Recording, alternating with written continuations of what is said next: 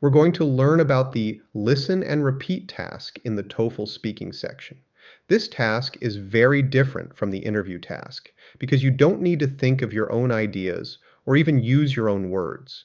Your only job is to listen carefully to a short sentence and repeat it exactly as you heard it. That's all there is to it. The format is very simple. You'll hear a short sentence one time, and then you repeat it. You'll also see a small image on the screen, but the image is only a visual reminder of the situation. It is not something you describe. There are 7 of these in a row, each played only once. They all relate back to the same topic, but that doesn't even matter really. The content isn't important, just your ability to repeat the sentence clearly. That's the main point of this task. It tests your pronunciation skills, how well you hear English sounds, and how well you can reproduce them. Pronunciation isn't just about making individual sounds correctly, though. It's also about how the sentence sounds as a whole, using rhythm, stress, and intonation. Other than pronunciation, the task does test short-term memory, because you need to keep the full sentence in your mind long enough to repeat it. But the sentences are short, so this isn't a large factor. And because you have the exact sentence that you need to say, the task is not testing grammar or vocabulary. It focuses only on how you produce the sounds of English. Repeating a sentence after hearing it just once can feel difficult because you only get one chance to speak. If you weren't listening closely, you won't be able to listen again. And if you have trouble with a word or make a mistake when speaking, you won't be able to record your version again. So partly, this can be tough just because of the format of the task. It's not something you do when making conversation, but that part can get easier with practice. On the other hand, the main challenge here is pronunciation because it can also be tricky to improve, especially if English sounds are very different from your first language. Stress and rhythm may also feel unfamiliar. Often, English learners don't focus much using English's rhythm when they speak, nor on improving pronunciation of the sounds that are difficult for them. So a task that focuses so much on these aspects can be a little scary. But again, practice is super helpful for this task, even more so than many other tasks on the TOEFL. A good way to approach this task, and when practicing for it, is to focus on imitating the sound of the speaker, not on what feels natural to you. Listen closely to the melody of the sentence, the stressed syllables, and the overall flow. When you repeat the sentence, try to sound exactly the same as what you heard, including everything. That means not just using the same words, but imitating the speaker completely. And if you miss one word, don't worry. Repeat confidently with the parts you did understand. That's better than missing points completely. Maybe you can guess what many of the common problems are on this task. English pronunciation isn't the most difficult of all languages, but there are some very typical issues people have. Many learners struggle with English sounds that don't exist in their own language. There are a few listed here, but the ones that are difficult for you personally may be different. You know the sounds that are toughest for you. Some students ignore the natural rhythm and stress of English and speak too slowly or too quickly. In general, the problem is that people speak in a way that feels comfortable, based on the sounds and rhythms of their native language, instead of using the sounds and rhythms specifically for English. The goal is to imitate, even if it feels unusual at first. It's okay to be uncomfortable when practicing. Next, you'll have the chance to do 4 short examples. We'll only do 4 in this lesson, but again, there will be 7 of them on an actual TOEFL. After each example, we'll show the sentence on the screen so you can try repeating it again. On the TOEFL, you will not see the text. You only hear it once. We're including the text in this lesson just for help in practicing, and to give you the opportunity to do each one twice. First without seeing the text, and then again while looking at it. Your goal is to match the recording as closely as possible. Alright, so let's try it. You are training to work at a hotel front desk. Listen to your supervisor and repeat what he says. Repeat only once. Greet each guest politely as they arrive.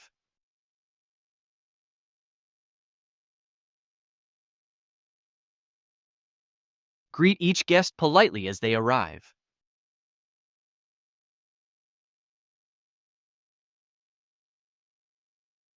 Confirm their reservation using the hotel system.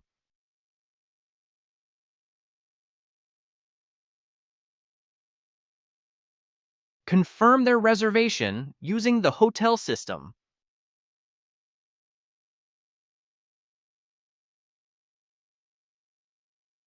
Provide a room key and explain how to reach their floor and their room.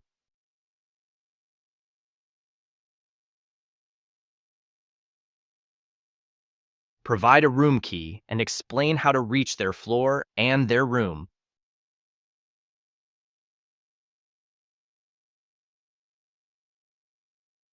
Inform guests about complimentary breakfast hours and other hotel amenities.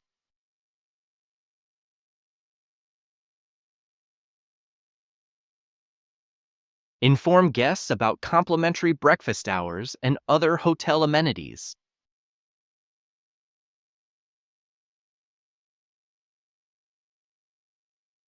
Okay, how did that feel? It's a bit strange, isn't it? But it's great pronunciation practice. This is an exercise that's great for improving pronunciation even outside the context of the TOEFL. I highly recommend doing a lot of this type of practice before your test day. Not just with TOEFL questions, but with anything you listen to. Now let's summarize what we discussed. This task is all about pronunciation, not about content or ideas. Focus on the sound of the sentence, the rhythm, and the pacing. You don't need to prepare or plan anything. Your only job is to listen carefully and repeat what you heard. It may feel uncomfortable at first, but that's normal. With practice, copying native rhythm and sound patterns will become easier.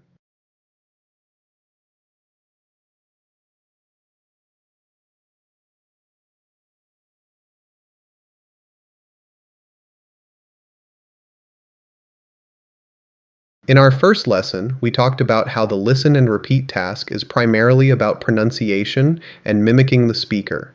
In this lesson, we're going to add a technique that can make mimicking easier, especially as the sentences get longer. Here's the problem. Trying to repeat a sentence by holding every single word in your head, word by word, can be a challenge. Short sentences are fine. Your brain can hold a handful of words easily.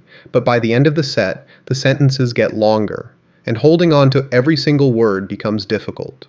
The better way is to listen for ideas, not words.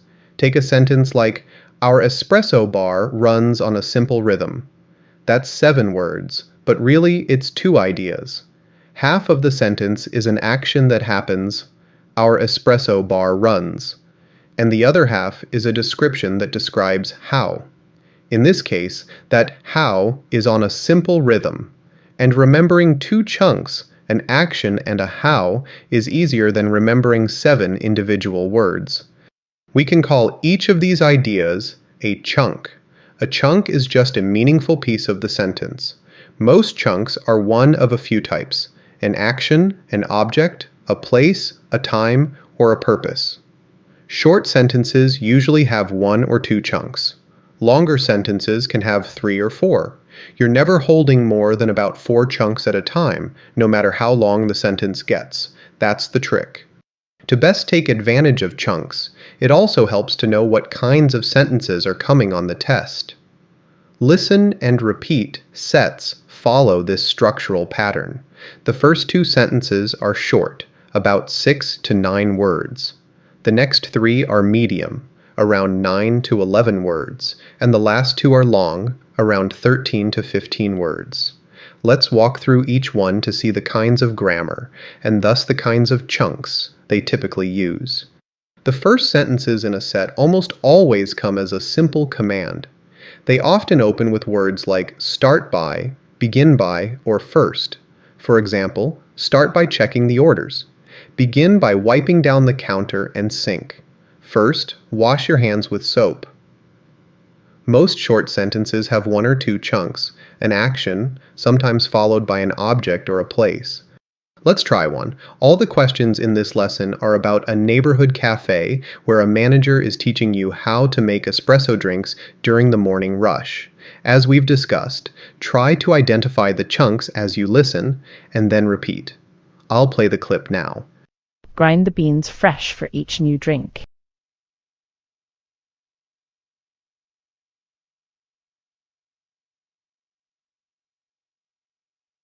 The chunks in that example were grind the beans fresh, and for each new drink, an action and a purpose. 2 chunks. That's the basic short shape. The middle sentences generally add one of 3 common chunks to a basic command. The first possible chunk is a purpose, using to plus a verb or for plus a noun.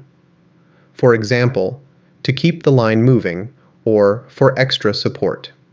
The second is a time using words like before, after, when, or once. For example, before the next customer arrives, or when the stove is hot. The third is a description of where or how, usually a prepositional phrase like on the counter or with careful balance. Here's another example for you to try. Once again, listen for 2 or 3 chunks in this clip. Steam the milk slowly until the foam looks silky.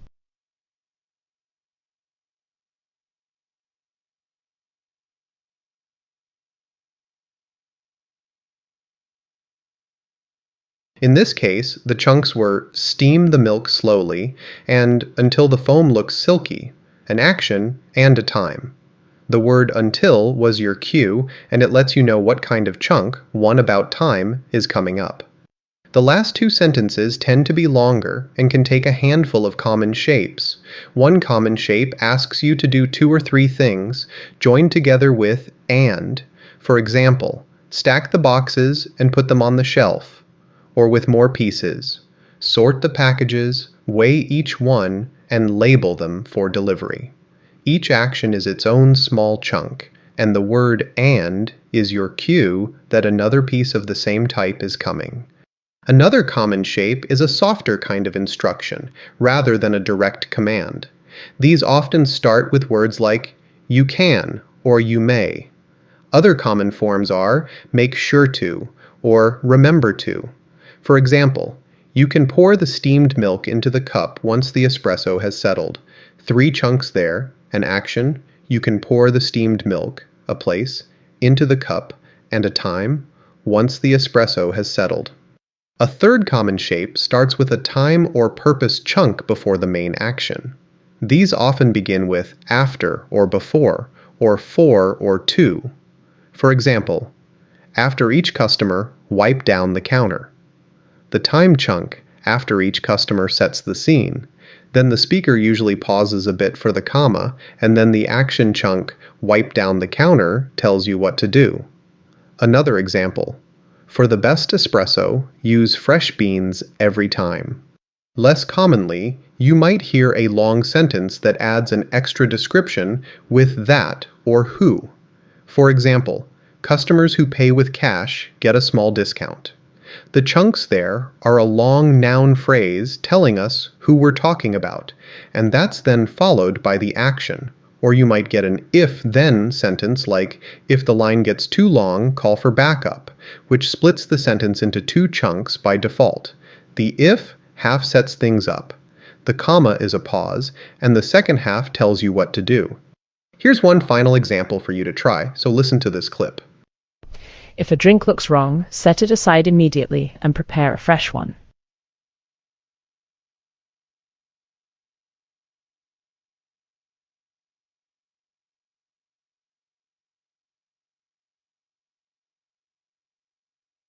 That example actually combined 2 of the shapes we just talked about. It's an if-then structure. If the drink looks wrong, sets up the situation, and the second half tells you what to do about it, and that second half combines 2 action chunks with and, set it aside immediately, and prepare a fresh one. An important reminder on all of this. Chunking is a memory aid. It's not a tool for building the sentence yourself. You're still repeating what you heard. The speaker's exact words, their stress, their melody, all of that stays. Don't paraphrase your chunks, and don't try to produce the sentence from your understanding of the grammar. Listen, hold the chunks, and mimic. To summarize, listen for ideas, not words. Most sentences break into 2, 3, or 4 chunks, types like action, object, place, time, or purpose. Expect short commands at the start of a set, followed by mid-sized sentences that add a purpose, a time, or a longer description. The last two sentences are longer and may add more of the same, or little twists, like softer commands, or more complex structures like if-then statements. Use those patterns to help you anticipate what you'll hear, not to predict word for word. Lastly, this is a method to help your memory. Your ultimate job on this task type is still to mimic what you hear.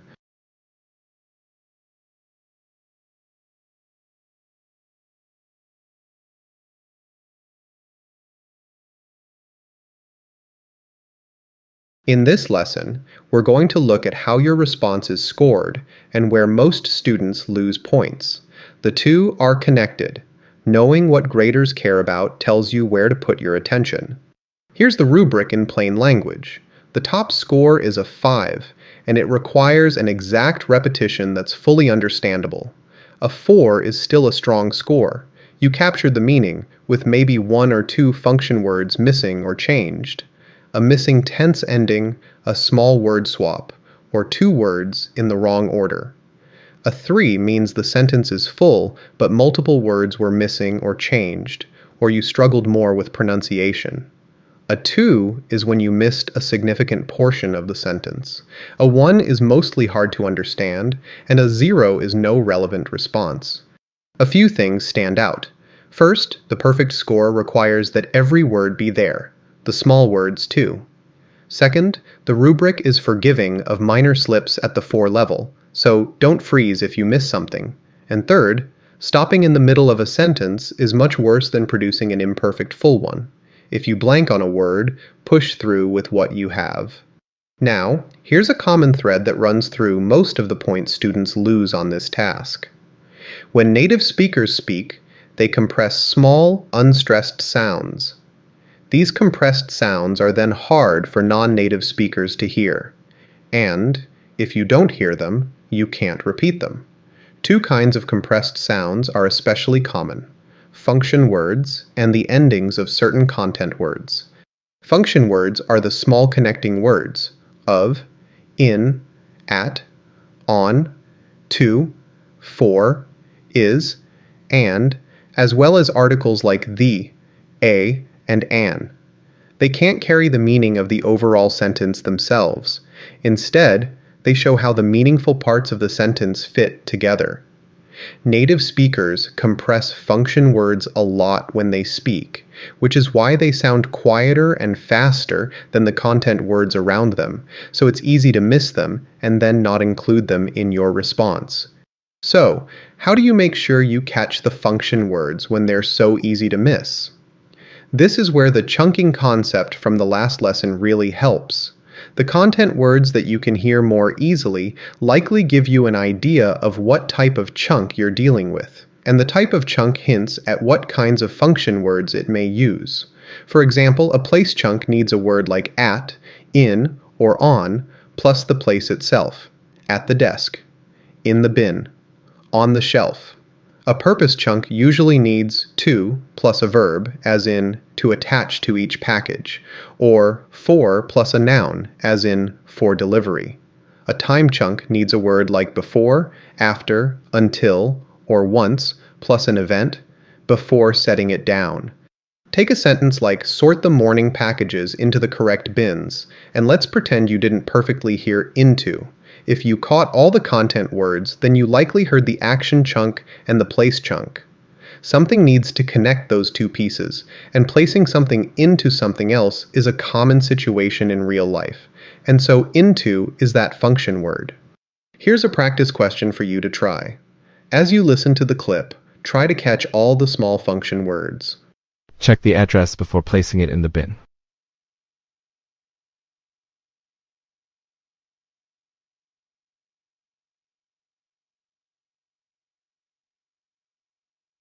That sentence included the article the twice, and it also had two main function words, before and in. Notice how each one was doing a particular job for its chunk. Before started a time chunk, before placing it, and in started a place chunk, in the bin. If you recognize the chunks of the sentence, those small words are easier to identify and recall. In contrast to function words, content words are the ones that carry the meaning of the sentence. These are the nouns, main verbs, adjectives, and adverbs. Words like package, weigh, fresh, carefully. They get stress when we speak, so they sound clearer and louder. Thus, you usually can hear them. So, the main mistake with content words isn't usually missing them. It's saying them back unclearly. The rubric specifically calls out content words being ambiguous because of imprecise pronunciation. So once you've caught the content words, deliver them with a clean, firm pronunciation. With that said, there is often one piece of content words that students do miss more frequently, and that's the endings of content words. These endings are also often compressed by native speakers, so they can be harder to catch when you're listening. The most commonly missed endings are the S ending for both plural nouns and third-person verbs, the ED ending for past tense, and a T or a D at the end of words. Unlike function words, you can't really anticipate them through the chunk shape of the sentence. You don't see the sentence ahead of time, so you don't know what's plural or past tense until you hear it. So as you listen, pay close attention to the very ends of words. Put another way, for this task, the form of the content word is just as important as the content word itself. Here's another listen and repeat example for you to try. In particular, pay close attention to the endings of any content words in the clip this time. Stack the sealed boxes on the outgoing shelf.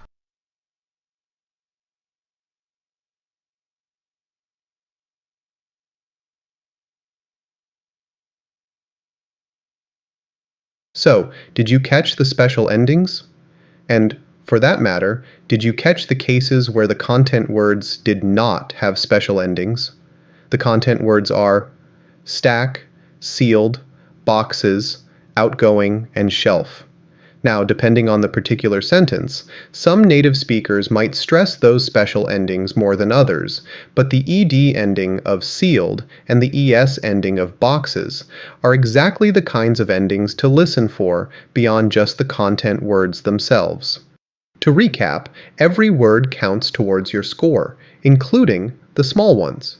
The most common mistakes are missing function words and missing word endings, both because native speakers compress them and they're hard to hear.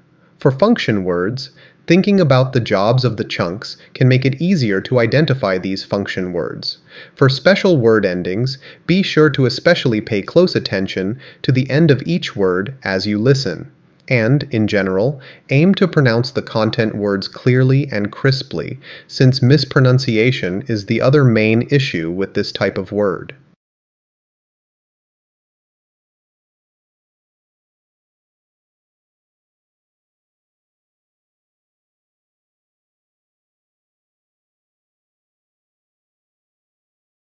In this video, we'll take a closer look at the Take an Interview task in the TOEFL speaking section. This task asks you to respond to a few interview-style questions. We'll walk through what the task looks like and what will be important to score highly, and then you'll also see a real sample question in action. In this task, you'll do a short interview with a researcher, a recorded video of a person who will ask you simple questions about everyday life. There are 4 open-ended questions, and you don't get preparation time, so you need to start speaking right away. You'll have 45 seconds for each question, and your goal is to speak as fully and clearly as you can within that time. It's best to use the whole 45 seconds, or as close to it as you can. To do well at this task, you'll of course need to listen carefully to each question in order to give a good answer. This is important because if your answer is on the wrong topic, you won't score well. That means there isn't a good way to prepare a response before test day. You'll need to think of your response in the moment, and without any time to prepare, that can be difficult. As you answer, you'll want to add details in order to fill the time. Short responses like one word or one phrase answers won't be enough. For example, if the interviewer asks you how often you watch movies, you can't just say once a week. Instead, you'll give some details like, I probably watch about one movie each week, most often on weekends, and then talk about other details, such as the situations when you don't have enough free time to watch a movie. Try to explain your ideas fully, giving small examples and describing your habits or opinions. But at the same time, staying on topic is important, so make sure your details relate to the question you were asked. As for what the questions will be about, I have some good news. They're always very general questions about lifestyle or opinions that anybody could talk about. They usually focus on topics like your hobbies, the people in your life, and personal habits. Your experiences and opinions will be all that you need. They sometimes ask you about other people, but always in ways that you can imagine. For example, they might ask what you think other people do in their free time, or about the lifestyles of other people in your home country or city. Later questions in the task often ask you to talk about your preferences between options, and then to explain why you have those preferences. All of these question types are meant to be simple and based on everyday life, nothing that requires outside knowledge or research. One thing worth noticing is that the 4 questions generally follow a predictable pattern, moving from personal to broader. The first question is usually a personal warm-up about your own habits, things you do, or experiences you've had. The second is often a preference or a hypothetical, asking you to pick between 2 options or imagine yourself in a situation. The third question tends to be societal. It asks what people in general think, or invites you to weigh in on a trend or a debate, rather than asking about your personal life. The fourth and final question usually zooms out further, asking about the future, predicting how something will change, or rating how important something is. With that said, this pattern isn't a strict rule. You might encounter some variations. A first question that asks about other people rather than yourself, or a third question that asks for your own personal preference. So use this pattern as a general guide, but always answer the actual question you hear. One other thing, the interviewer often gives you helpful scaffolding too, like a list of examples in the first question. For example, hiking, swimming, running, or something else. Or a debate frame in the third question, such as, some people say X, while others say Y. Use those frames when they're offered. They're there to make structuring your answer easier. In upcoming lessons, we'll cover the structure of a strong 45-second response and also give you specific template phrases to use within that structure. Your score on the interview is based on how clearly and logically you speak, as well as your fluency and vocabulary. Grammar accuracy matters too, but you don't need to be perfect. What's most important is that your answer is easy for the listener to understand. The test also checks whether you fully answered the whole question, not just part of it, but the most important point is the first one. Overall clarity is the key.